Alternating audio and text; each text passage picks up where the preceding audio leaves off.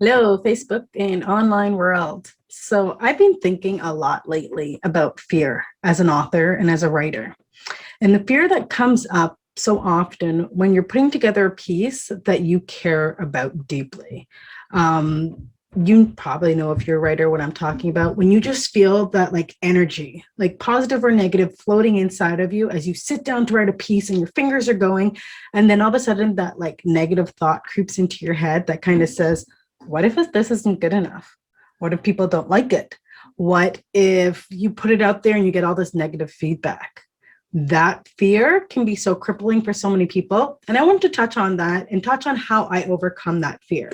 And often I use this amazing book, You Are a Badass, by Jen Sincero. I hope I pronounced her name correctly. But as you can see, I have read this book so many times.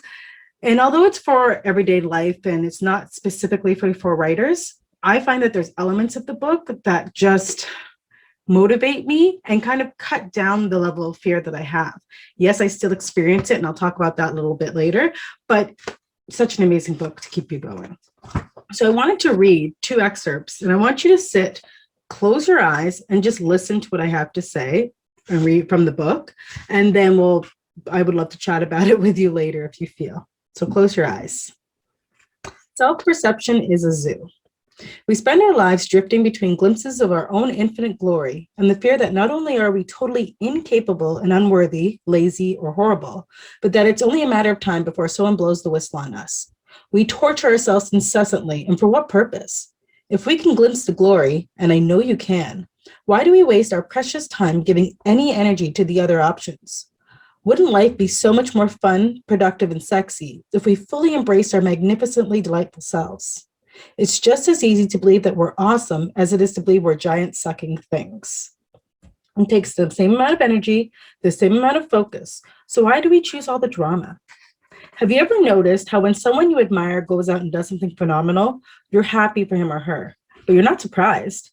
Of course they did something phenomenal. They're a phenomenal person.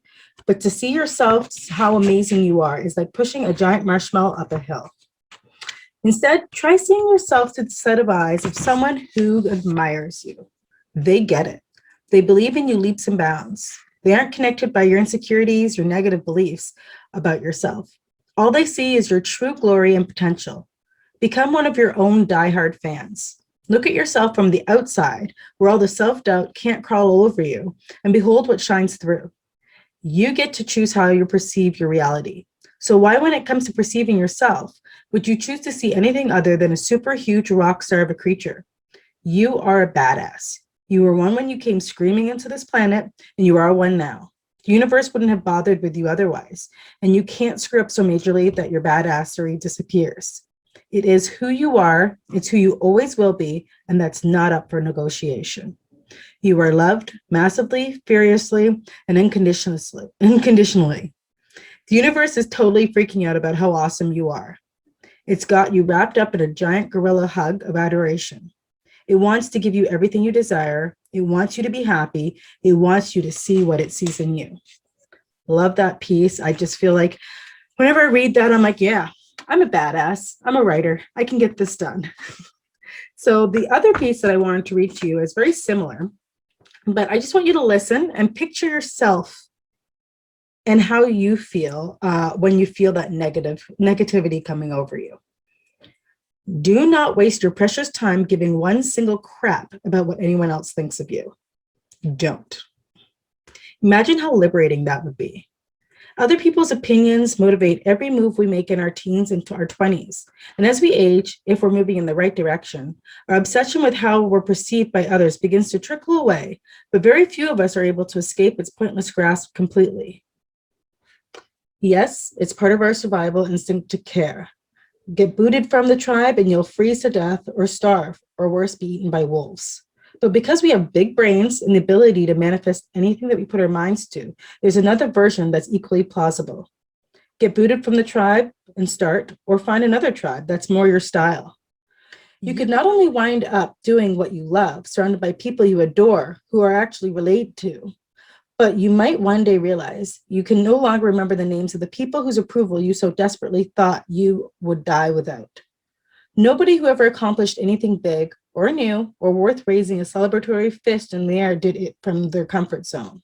They risked ridicule and failure and sometimes even death. So I love that. I love that she's promoting you, finding your tribe that's going to support you no matter what. I love that she's supporting you to step outside of your comfort zone and to face that fear of writing, the fear of putting your words, putting your opinions out there. For me, when I feel that fear, what I do is I write anyways. I believe in writing from the heart. I believe in writing the truth. I believe in saying what you have to say because somebody out there is going to need to hear it or feel similar to you and is just not brave enough or feels comfortable enough to say it themselves. So fear for me shows up when I start to write something that I truly care about. The more I care about something, the more fearful I become that it's not going to be perfect. When I still feel that fear start to kind of build up inside me and start to wrap around me and try to force me into that fetal position on the floor, I stop. First thing I do is breathe. And I think there are billions of people in this world. I may not be everybody's cup of tea, but my writing will resonate with somebody out there. Somebody needs to hear what I have to say. Somebody needs to read what I'm putting on paper. And hopefully it'll motivate somebody or they'll agree and join on and keep putting their thoughts forward. When I think about it that way, my fear kind of starts to loosen a bit. I'm still scared that people are going to judge me or think my writing's awful or whatever. But at the same time, should I care? Do I care?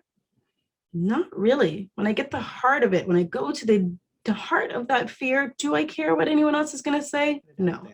So I encourage you, write something.